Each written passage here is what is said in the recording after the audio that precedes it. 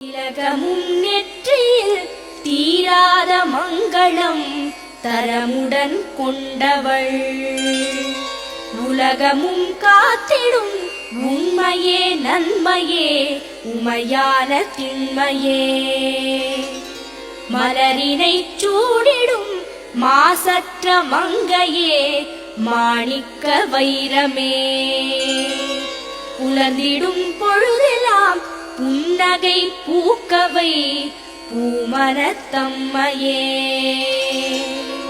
சேர்த்தனை காப்பவள் செவ்விழி மாதவள் செய்யமதை சேர்ப்பவள், பார்த்தனை மீட்பவள் பக்தியின் பொருளவள் பக்குவத்திரமவள்.